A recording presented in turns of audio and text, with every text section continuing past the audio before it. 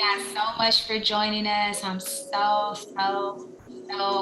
appreciative of you guys spending your lunch hour with us. I wish that we would have been able to send you all some Uber Eats or some DoorDash during this time, but nonetheless, feel free if you're eating, you can keep your camera off, no worries.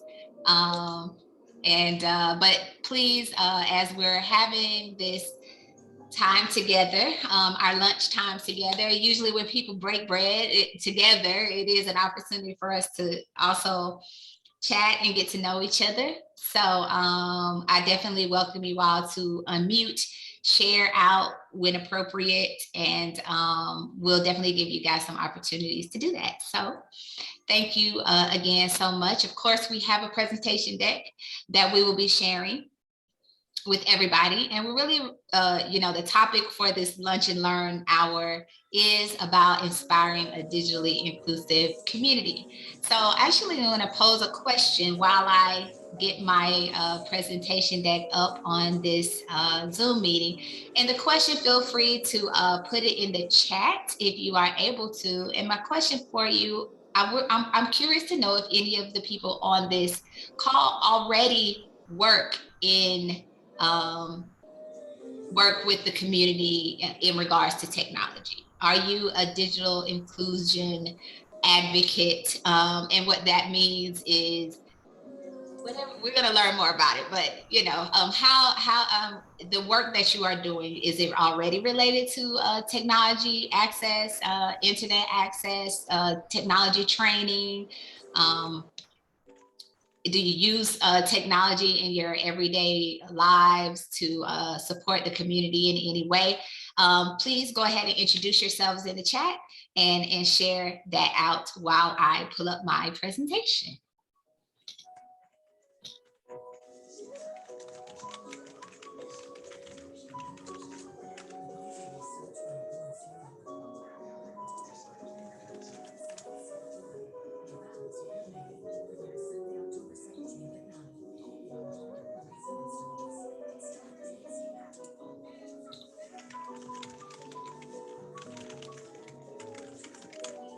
Aneta did put in the chat the question, if you already work in the digital inclusion space, that would be anything related to community work, technology access, or anything like that. Please let us know in the chat. We might be calling on you.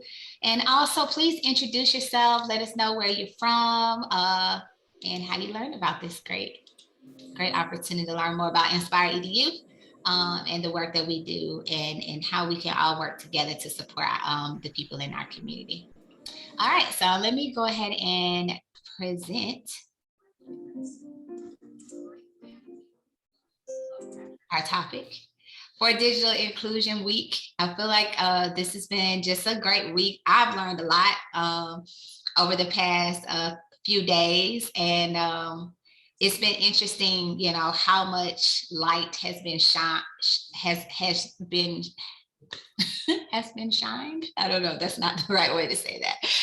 It's just incredible, the attention that has been put on this work, and the need around digital access, inclusion, and equity. It's made those of us that's been, shouting from the rooftops for so many years. It's like a breath of fresh air that people get it, and they are willing to, share.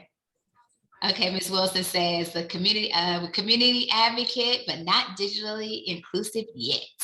Cool. Well, we're gonna talk about how we get there, because it's definitely a journey, so keep going. All right, so introducing myself and Miss Aneta Lee, my co-host for this Lunch and Learn. I'm the Director of Partnerships and Programs with Inspire EDU.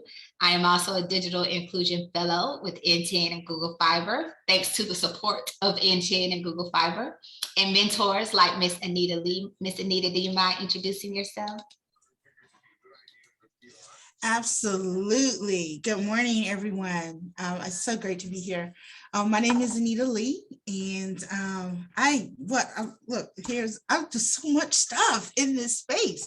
I'm a former Digital Inclusion Fellow, sponsored by Aneta and Google Fiber. I currently serve as a mentor to the new Digital Inclusion Fellows, including my friend and colleague Oneisha.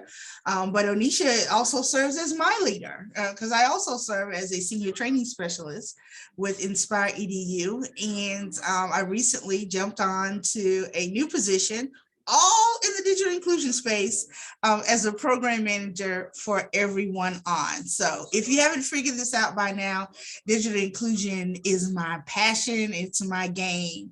And I'm looking forward to sharing more information with the group and with the community and answer any questions that you may have about this space. I don't know everything, but I know a good bit. So happy to share.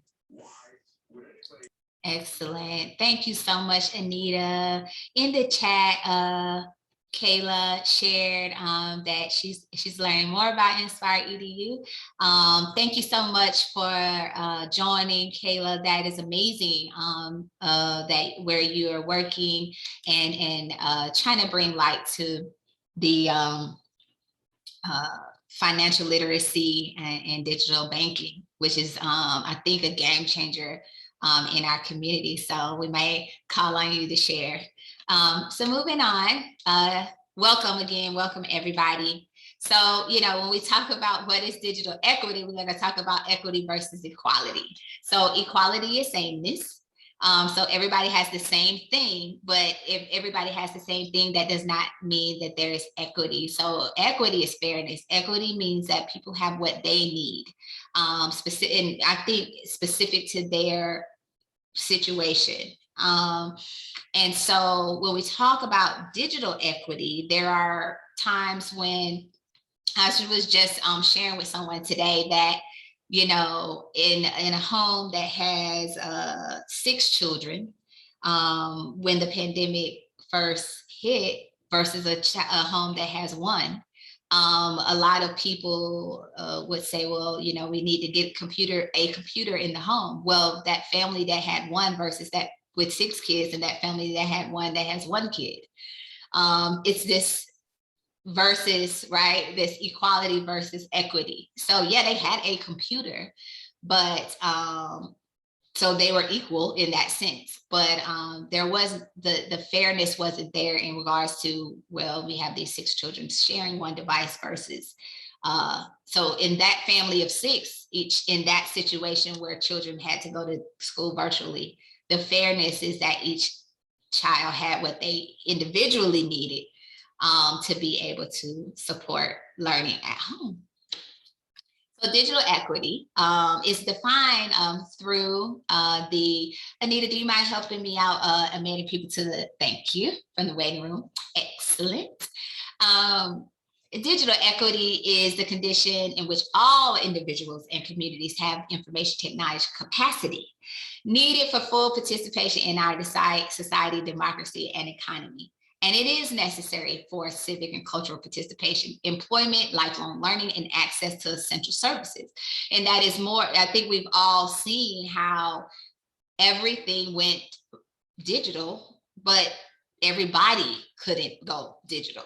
So there was a lack of equity in that space. If I needed to get a specific service for my children, and I did not have the ability to I didn't know what an upload was, then I can't upload my documents.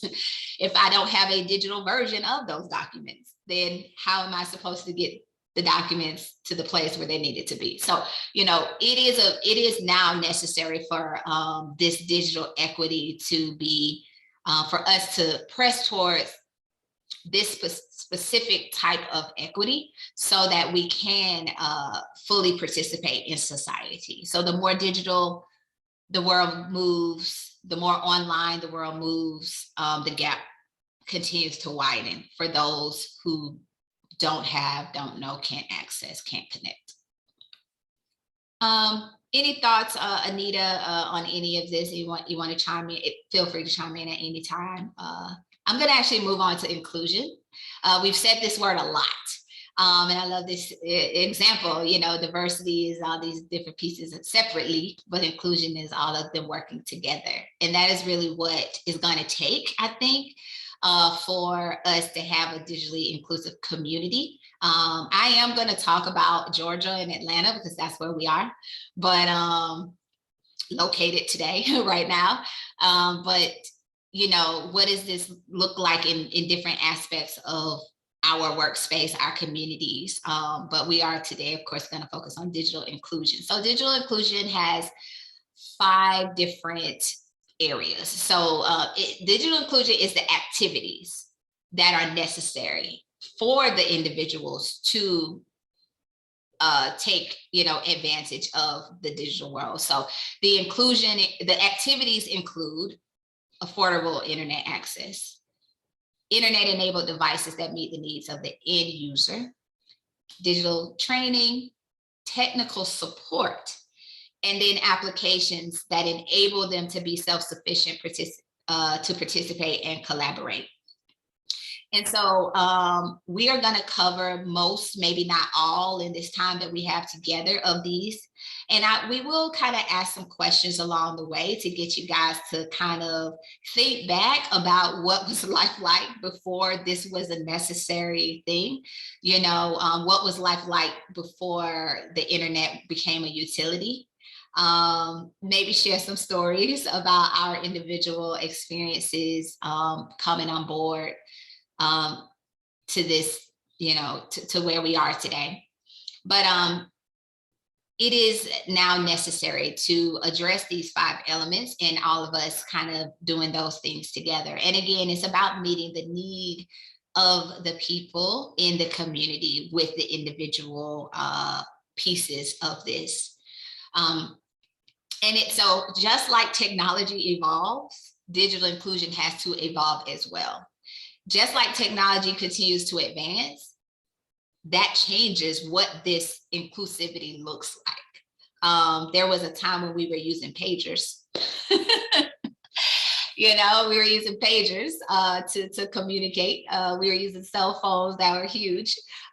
We had pay phones. All of those are technology. But as those things changed, we had to change with the times, and we had to start to adjust. And now, if you don't have a cell phone and you're out in public and your phone is dead or something like that, you won't find a payphone. You will not find a payphone. But what you can find is a friend, a neighbor, a community member, and you may have to ask them, hey, can I borrow your phone? I need to call someone. My phone is dead, So it's so different than putting those quarters in the payphone, but those payphones were a community service, because at a time we all needed to have access to be able to communicate directly in our communities. And that has changed.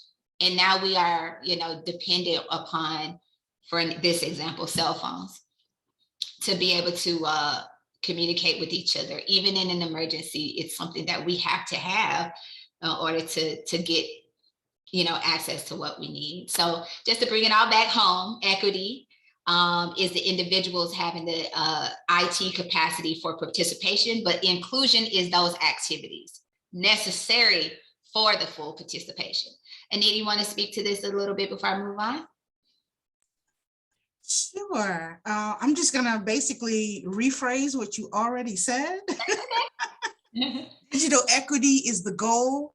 Digital inclusion is how we get there. There you go. I'm just going to sit that right there. I love that. I'm going to use that. Equity is the goal. Digital inclusion is how we get there. Actually, that's an NDIA phrase. So apropos.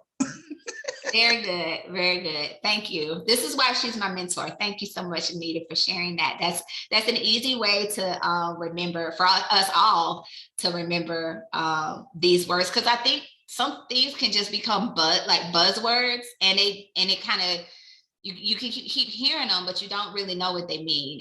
And so now we all know. And thanks to the National Digital Inclusion Alliance for helping to break down a lot of these things for us. Moving on. So where is Georgia when it comes to digital equity? we are not in a good place. And I'm going to dig into that a little bit more in a second. Now, we already knew that there was a digital divide. Inspire EDU has been addressing the digital divide for 15 years here in Metro Atlanta. Poverty in Atlanta has existed. I'm saying Atlanta, but as you could say, because it's the heart, right, of Georgia. But the digital divide has existed throughout Georgia for the past, for a very long time. And there's been many organizations, not just Inspire EDU, that have been trying to address this in various different ways. Poverty is and social mobility or the lack thereof. Atlanta is one of the lowest cities when it comes to social mobility. If you were born into poverty, the ability for you to move out of poverty is very low in our city, although it's been said that we are one of the most highly connected cities in the country. So why is there a lack of social mobility, yet we are highly connected? These were pre-existing conditions that were just amplified by the pandemic. And so it is even more important for us to address things directly in our community. But again, we have to all do it together. So the NDIA, and I'll try to put this in the chat. I have to lower my presentation in order to do that, but I'll send this to you all. They did a scorecard, the digital opportunity gap in Georgia, and we are the lowest, one of the lowest. I'm sure we're not the only ones, but we are one of the lowest when it comes to digital opportunity. When it comes to unemployment, we have the 75,000 plus almost 76,000 individuals lacking the foundational digital skills. And my team and I have seen this firsthand through our digital literacy courses, that people do not know. Many of our citizens do not know how to use how to use technology, much less how to use it to get to the things that they need. And this says these individuals, because of this, these individuals may not even begin to compete for the 74.8% of job openings, which require basic computer skills. And the level of federal dislocated worker funding available in Georgia will support an only estimated 3% of the unemployed workers. So we got a lot of work to do here in our state, in our city, but we're up for the challenge. Aneta, you're going to say something? No, I was just kind of co-signing with only 3% Yes. of our unemployed, funding is available for our unemployed. That's an amazingly low number. But I think that and I love that they said digital opportunity, because that means that if we can empower the unemployed individuals and all of our citizens, because some people might be underemployed as well, if we can empower them to take advantage of the vast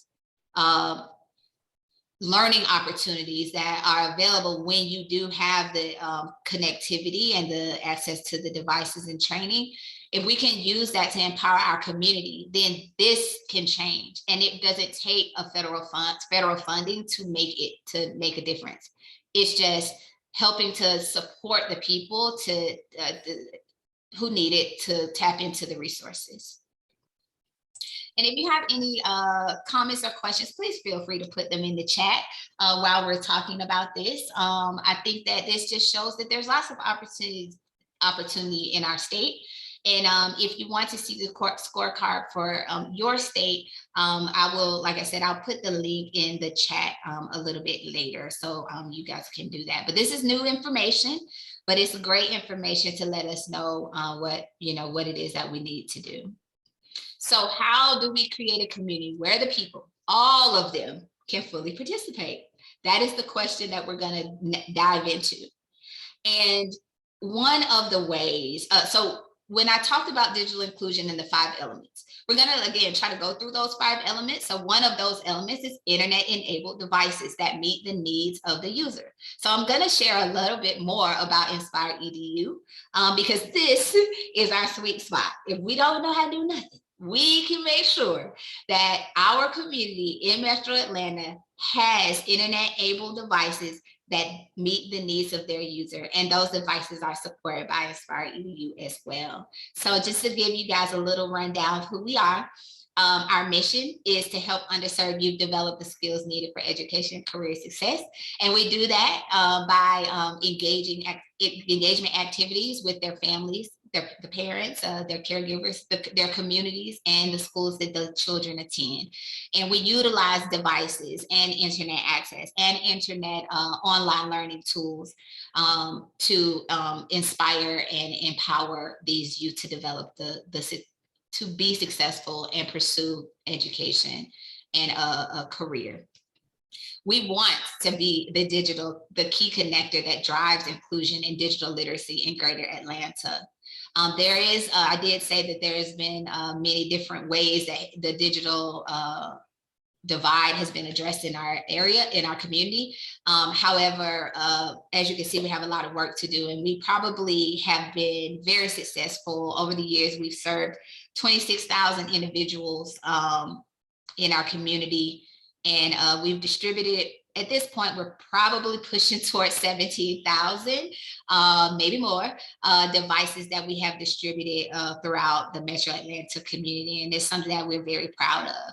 And I think that because one of the other things is that we are committed to equity. So we do that by staying boots on the ground. We do that by going into the schools, into specific communities, working with community partners that are working with marginalized and vulnerable populations in order to get our work done. We are very collaborative with what we do. We don't try to do everything ourselves because we know that we can't. It is literally a community effort in everything that we are doing. So our solution, or the way we address this, is through the home technology. So when we provide devices to families, they actually own those devices. We provide the device, we train them on how to use the devices to support their learning and education goals, and they keep the device, and we support the computers, and I'll talk a little bit more about that later. We support the computers that they receive. We collaborate with education partners, and we support the whole family. So we provide training for adults, for students, and for the people that support them. And this is why our tagline is changing lives through technology and education, because that's the solution that we want to provide to the community and how we want to address digital equity inclusion in Atlanta. And so I grabbed this from the NDIA's presentation because I thought it was really great to see, how do you connect the work and the impact? So the focus is digital skills training, access to computer devices, and broadband connectivity, right? When we look at digital inclusion. Education in STEM is connected to the devices. Workforce and entrepreneurship. Again, you're underemployed or unemployed, but only a small percentage of funds are going towards supporting you. How do you then empower and become more self-sufficient? Improve your quality of life. You can do that through the access, through the training, and through the broadband connectivity. And again, improving quality of life. And then the impact of that is young people being able to complete high school, because most of the makeup classes are online. If you fell behind, you got to do your makeup classes online. GED trainings and things of that nature is also online. They can go to college online if they had to or needed to, not only the young people, but also their parents. Many people have decided to upskill because of maybe being underemployed, being laid off, or things of that nature. So online learning is definitely, got a huge boost over the past 12 months. And that is also where this comes in at. Access to a computer device also supports the skilled workforce certification. Many of our companies, IBM, Microsoft, Google has certifications that people can take advantage of that will help them get jobs. These companies are also committing to plugging people into jobs once they get the certification. Even Amazon has the AWS certification. These are very lucrative job opportunities that people can take advantage of, but it starts with us staying focused on these first three things. And last but not least, the quality of life. Kayla spoke, she shared that she has a digital bank, or she works for a digital banking company. Sorry, Kayla, if I messed that up, but online banking. So you think about quality of life and access to, there are many people that are unbanked in our community. They don't have bank accounts. They need to do now everything is, digital pay and that kind of thing. Well, if you don't have a bank account, how do you do that? So quality of life, social and civic engagement, understanding who our who are we voting for, learning about all that stuff is in the digital space. And it starts again with us staying focused. So what can we do about it? What can we do to help our community members get access to high quality devices that meet their needs, their individual needs? We can give our unused technology a second life. That's one way. And that's how we do it at Inspire EDU. We ask companies in our community, throughout our state, throughout our city, throughout the country, to donate their unused devices to our organization. We refurbish those devices and we wipe them clean. This graphic kind of shows our, sort of our process. We wipe those devices clean, and we then turn them into what we call home learning centers, and we distribute them back into the community. Number one, this creates sustainability in our community so that these devices don't end up in landfills. It provides an opportunity to, again, give it a second life. Notice that I didn't say used, just used tech.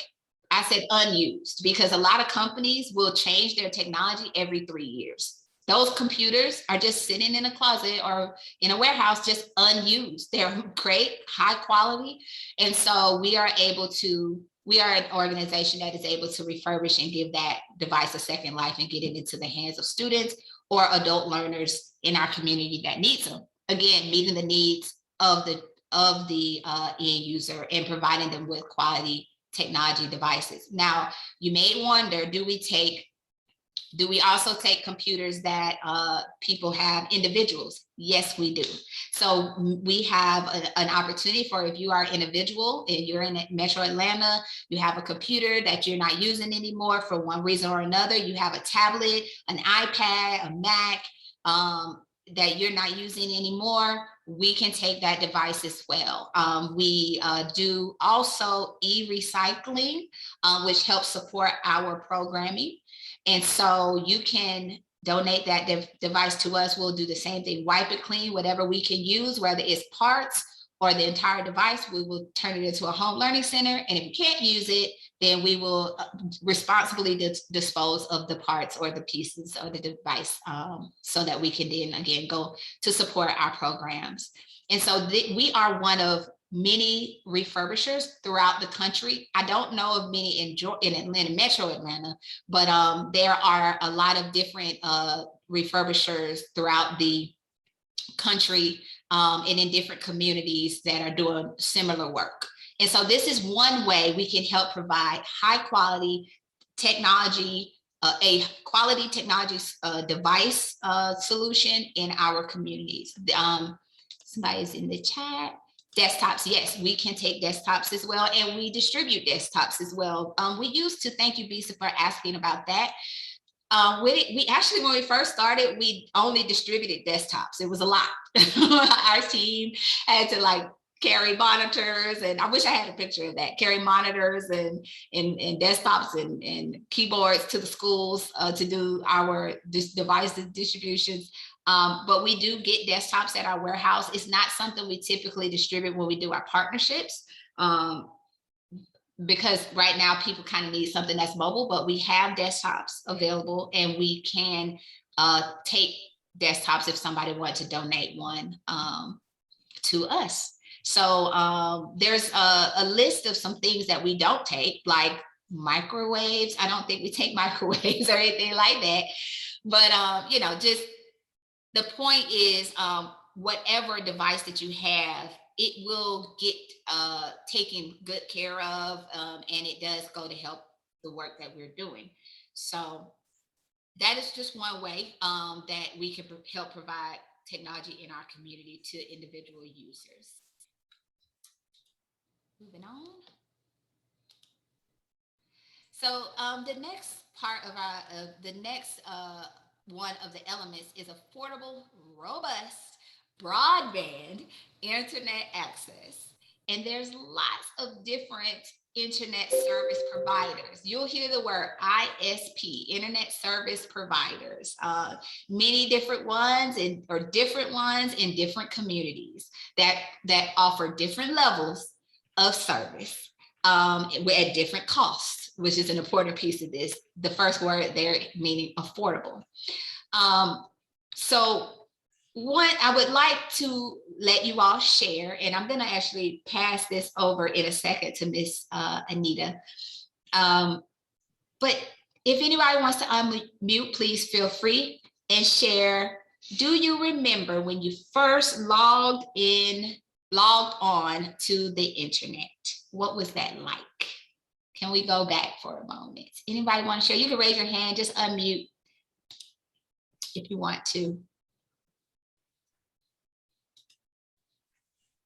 Anybody? Miss Aneta, you want to share? Maybe people are. Absolutely. I'll kick it off. Maybe people are just thinking. Maybe. I am going to not only share, but share my age. My very first time of actually experiencing the internet, I didn't even know that that's what I was doing until I got older. One of the first iterations back in the early 90s was Prodigy. And I just so remember going to, my parents was visiting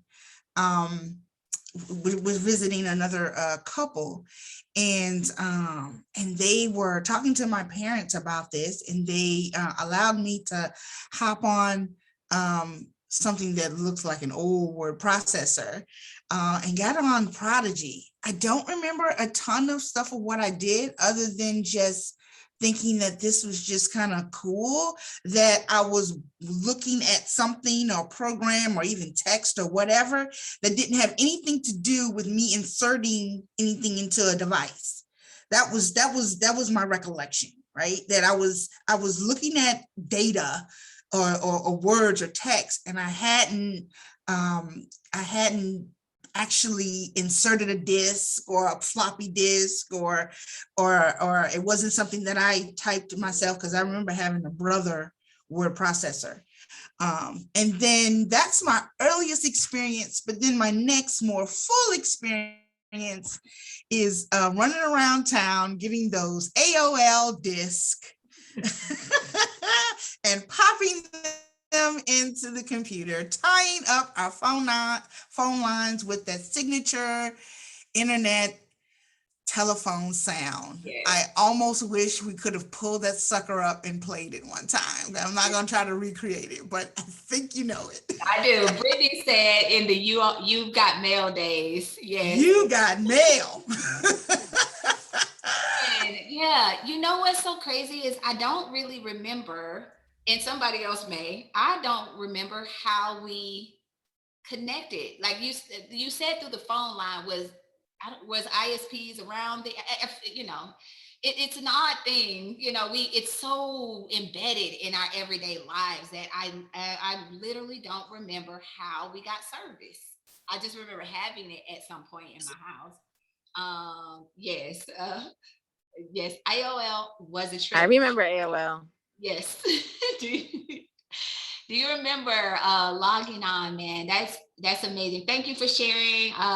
You know, just kind of taking a trip down memory lane that really doesn't feel like that long ago. It really doesn't. But now we are where we are.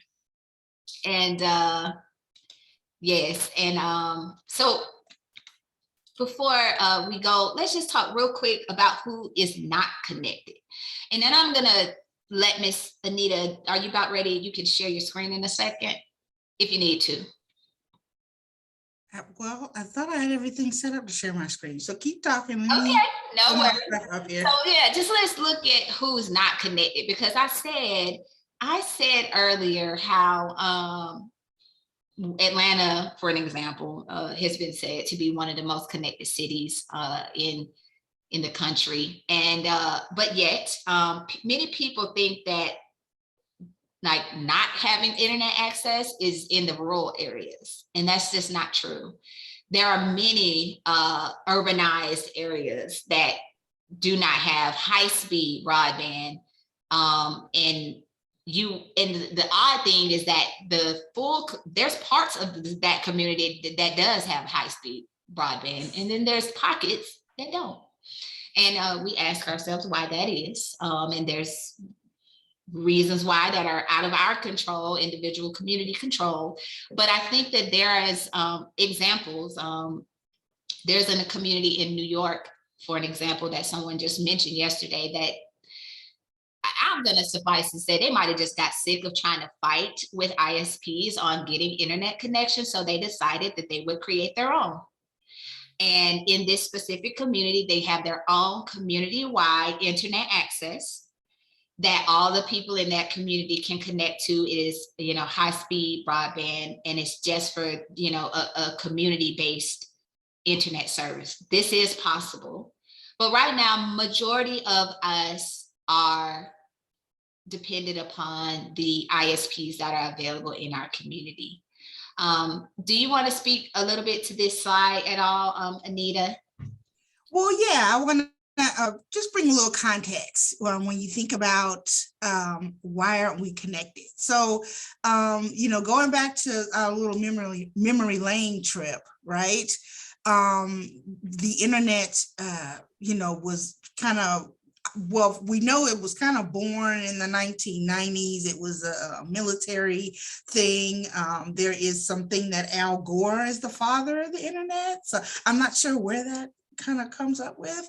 But once we got past the AOL and the technology was developing past the phones lines, and the cable companies started hopping on to this idea of sending data between, across computers, because that's what the internet is. That's kind of where it started to really begin to flourish. But of course, cable companies are for-profit entities. And because they are for-profit entities, their main goal is the bottom dollar, right? But as this internet, as this thing, right, became more of a utility, it hasn't connected. It has not been. I don't know who has to be the one to do it. I don't know if it's our government or whoever. So there has to be a swap where we realize that having the internet is just as important as having electricity and having a telephone. And that's the evolution that it's in. So a lot of times when the broadband internet and the DSL got out there, it was still considered a luxury. And in a lot of minds of ISPs, it's still considered a luxury. So they're not willing to, one, either build out to those rural areas where it's very difficult to build out, because they're like, why would I build out millions of fiber cable out to a community of only 500 residents? Well, for the same reason why Georgia Power has to do the same thing, because it's needed, right? That connection has not been made, for lack of a better pun, right? And so then we talk about access, right? We talk about access to the internet, but access is what? Is it because it actually has this fiber and cable coming? Or is it the fact that we may have access to it, but can't afford it? So I have access to it, But if I can't buy it because my ISP has, is only considered about the bottom line and only want to give, this high priced thing, and I can't, we're talking paying light bill or paying the cable bill or the internet bill, which is not happening. But changes on the horizon, right? Yeah.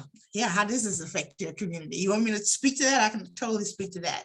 And now this is what we're talking about is the reason, part of the divide. Part of the divide is the access to actually being able to get connected to the internet, either because they won't wire it out there to you, or because it's too expensive for you to pay for. And in this point, because now, like Oneisha was saying earlier, the concept of digital inclusion has evolved because the technology has evolved. So at one point at the very beginning, we're like, just as long as you get internet in the home, that's what's most important. Now it's, you got to get internet at home, and it needs to be good internet. It needs to function. It needs to be having the upload and the download speeds that will allow you and your computer to access some of this very deeply, heavily coded information, videos, going back down memory lane again. Remember the website, some of the first websites, like very basic, text heavy. The coding was very, very basic on websites. You go to your school's website today, and you have to be able, your computer or your internet service has to be able to handle the access to the portals, access to the videos that the teacher may have uploaded, access to drives and cloud storage that you have to be able to get to in order to do your assignments. So it's not just about having access to the internet. It's got to be good internet, useful internet. And so it just affects the community in so many kind of ways.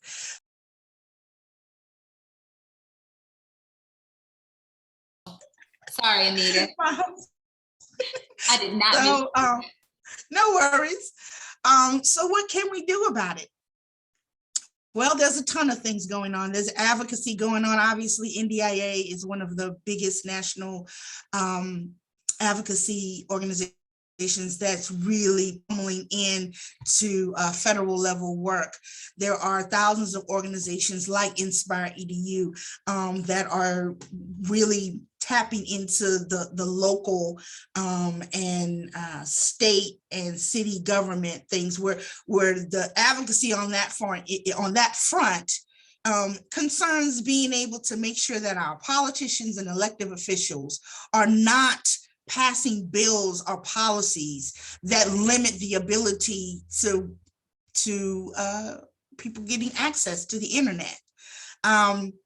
Going back to Anisha's story about the community in New York, there are many communities like that around the country, where basically these cities and these towns are setting up muni nets.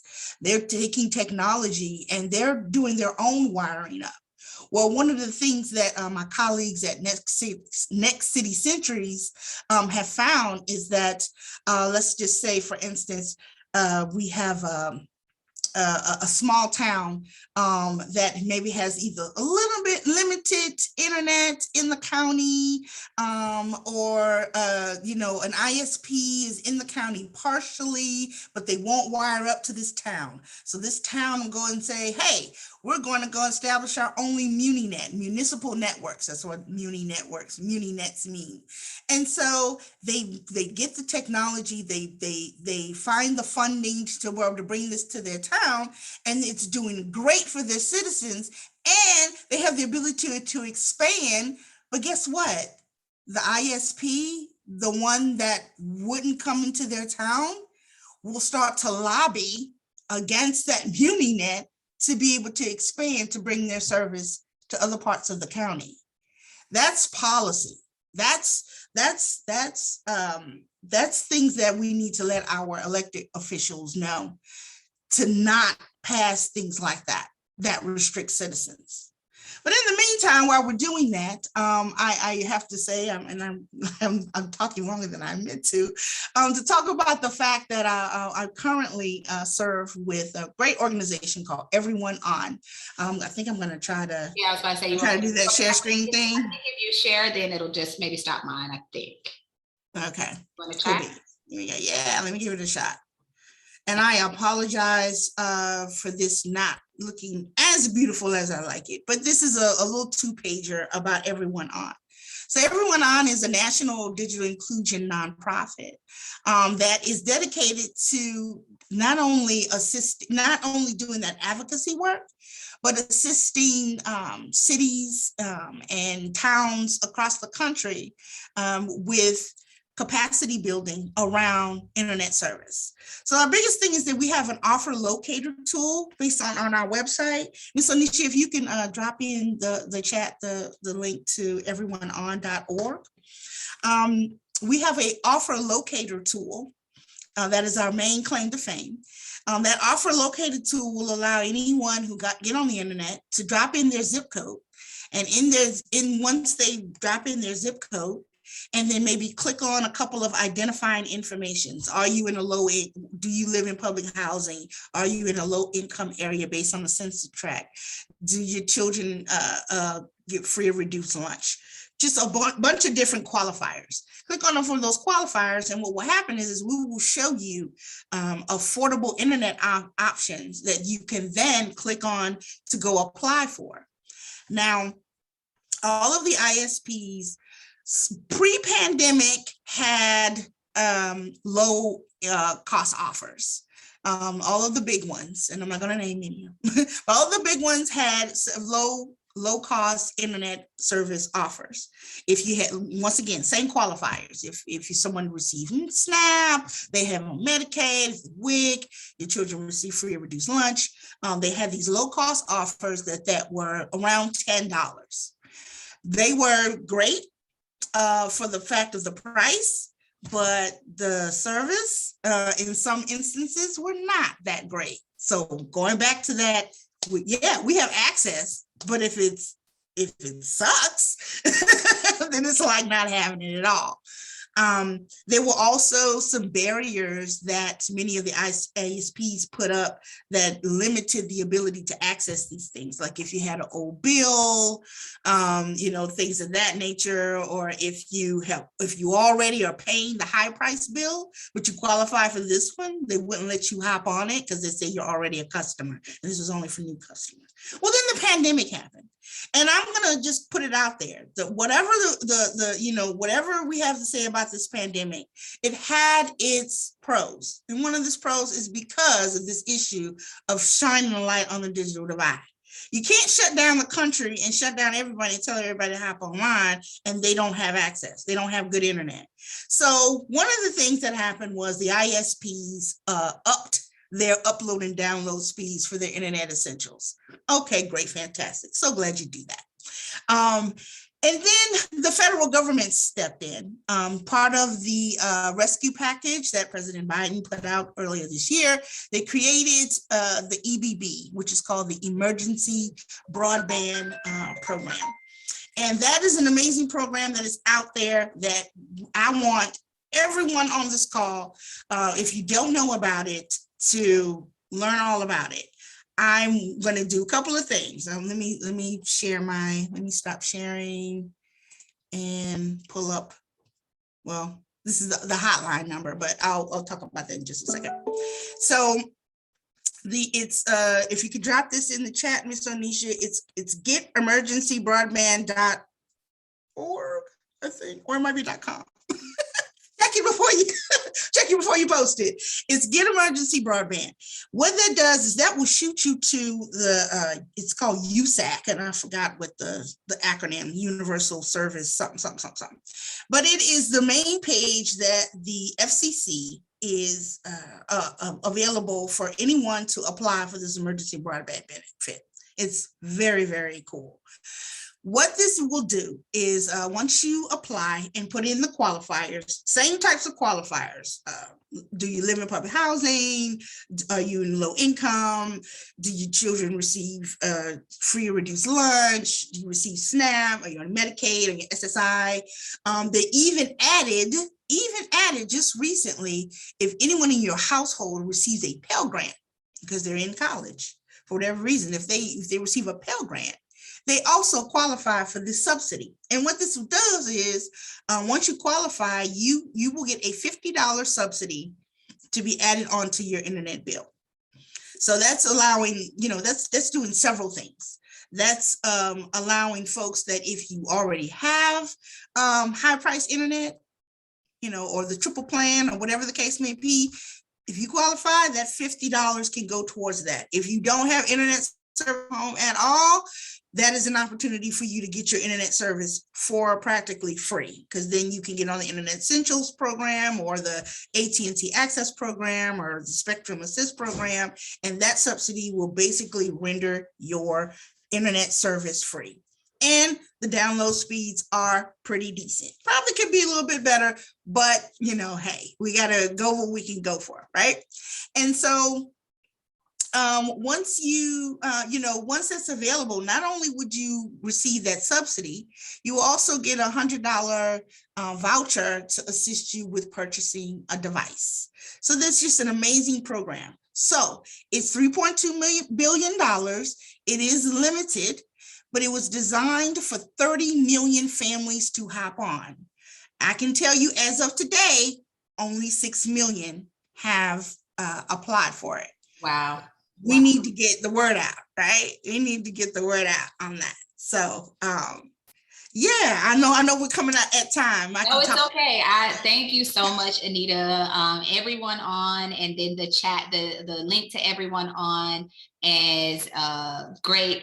You never know if you need to try to, connect or help a neighbor connect. So please take those links and share those out. Especially to her point about the emergency broadband benefit. So thank you so much for sharing that, Aneta. And I know you might have to jump, so I will let you say your goodbyes now, because I know I'm going to keep talking. But thank you for sharing and just advocating for our community, not just in Atlanta, but across the country. The work that you're doing is amazing, and I appreciate you. And I'm so fortunate to have you a part of our team. So absolutely. Well, thank you so much, Oneisha. You're right. I do have to jump, but I'm going to throw one more thing in the chat here. So here, everyone on, we have an amazing partnership and program that we are doing with Microsoft that's going to affect the Atlanta area. Oneisha and I have a meeting tomorrow where we will discuss that further, how we can join our efforts. Because that's what it's all about, right? Bringing it all together. And in the meantime, what I've dropped in the number is a hotline number. So that hotline number, you can share with your friends, your families, your clients, for folks. I know we have someone from New York. That phone number will work also for New York. That is a hotline where a person can get one-to-one assistance with applying for these offers. So we understand that if you're a digital novice and you're not quite, everybody say, oh, go online and apply. Like, if I still don't know how to work the internet, I may need some assistance. So right. Through our friends from Microsoft, we have that phone number and that email, because even though we might not have internet, we may have a cell phone and we may have email on our cell phone, and we might want to get a little bit more information. So you can do quite a few things. You can give that number a ring, and we have a digital navigator that will assist you with finding those low-cost offers that may be available to you. And she can also really step-by-step assist you with the application process. So that is available right now today. And we want you to get that out as well. I appreciate you, Oneisha, for allowing me to come on. Oh, that's great. And I think that we'll also try to send an email out too, because I know we're almost at time. So we'll try to send an email out with some additional links The next part of this is one of the 5 elements was going back access to digital literacy training. So I just wanted to share, after you get your device, after you get connected, then you can do some digital literacy training. But maybe we have to bring the training to you. So one of the things that Inspire EDU does is that through our Learning Spark initiative, we do bring the training and the learner, both typically children and parents, together, and we meet them where they are in their digital literacy journey. And so we have 3 pillars of our work: family learning. In our family learning program, we partner with schools, and we provide technology to children and learning opportunities for children and parents together. And one thing about this particular slide, I love this slide because this picture was taken in February of 2020. And 1 month later, we were all separated, right? But in February of 2020, we were at Parkside Elementary School, and we provided over 100 families with devices. Who knew how critical those devices were going to be within 4 weeks of that workshop? So for those partners that we've been able to work with, we've been able to proactively address the digital divide, and those school partners and those communities were much more prepared for the time that was to come that we just never could have expected. This training is critical, and that access is critical for our families and our parents. Secondly, we have our STEM pipeline program, and this really is about sparking interest to STEM career paths and technology career paths. We can put a computer in a child's hand, but at that point, it's just a tool. We want the young people today, our digital natives, can be empowered to utilize those devices, the internet access, and that information to change their lives, to change their families' lives. And this is an ability to change an entire generation, but we have to spark the interest in them. In addition to that, many of the jobs of the future don't even exist today. And some jobs that exist today didn't even exist 5 years ago. So how do we prepare children for jobs that don't even exist? We empower them to have those basic skills: creativity, critical thinking, collaboration, and communication. And we empower them to do those things so that they can be better prepared to work in any environment where technology is a part of that. Because most of these environments, and anybody in this on this call can give me an amen on that. It's tough to work in a job these days without being able to collaborate or communicate or use technology. So we want to make sure that in addition to their reading, writing, and arithmetic, that we are preparing them for the jobs of the future. If you did not already know this, many of our schools do not teach digital literacy. They do not teach children. It happens by osmosis. They just get it on their own. Well, that's not quite happening.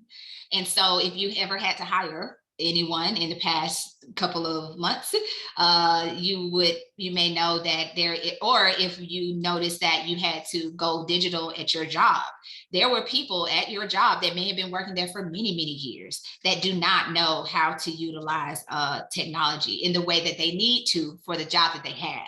And so lastly, we do adult digital literacy. Our adult digital literacy program teaches basic computer skills. And again, our focus is on parents, but on adult learners so that they have the ability to carry those skills over to the workplace and improve their own career opportunities. And many of the people that have come through our program, earned their digital literacy certificate, have been able to get jobs, maybe in a situation where they didn't have one, or increase their ability to do their job on the job that they already have. And it could be something as simple as using email. If you don't use it every day, you may not really know how to use it in a professional environment. And so those are the types of things that we try to teach. When we talk about digital literacy, we do start with step number 1, and we take them as far as we can. And to take them to the next levels, we connect with our community partners that can maybe take them a step further, right? You can't get a certification in Salesforce if you don't know how to use a computer at all. So we want to get them to those certifications, those high level, high tech certifications. But in order to do that, we got to start at the beginning. Technology, devices, access, and training. There are 2 more pieces to this, and I know that we are out of time. The last part of that, I'm going to skip through my slides here a little bit, but is the quality technical support. And outside of quality technical support, a part of quality technical support is something that Miss Aneta alluded to, which is digital navigators. So there's the hardware and software support that a person may need, but sometimes they need one-on-one support to just navigate the online space. And so that's what we can do about it. So there is no Geek Squad for the community. So Inspire EDU, people that haven't received devices from Inspire EDU, like Miss Wilson that's on the call right now, I know she received a device from us. Having that technical support is helpful for families that cannot, go to Best Buy and pay who knows what, to get a device repaired. And so I know our organization is helpful in our community in that way. But I think that one of the things that we'll be doing here very soon is to start to empower the rest of our community to be digital navigators. So please look out for information on how that you can be trained as a digital navigator. Our program is called Digital Champions. And you will be able to help other community members navigate technology, much like what Miss Aneta talked about when she said call the help hotline and get access to get help with access to the internet. We want to empower the rest of our city and the rest of our state in areas where Inspire EDU may not have an office or they may not be able to get to us. We can empower local people on the ground to be digital navigators, and we will be doing some training on this very, very soon. So please stay tuned, stay connected with us. And that is one way we can help each other with technical support services. Thank you so much. I know we got to go, and I wish I could get all the way to the end. It's all good. I will send out my information. Please share this with anybody you know, and we will create a recording of this as well and share it out on YouTube. So we'll send that out. I'm going to stop sharing for a second so that I can say goodbye to everyone, and have a wonderful, wonderful rest of your day. If you need to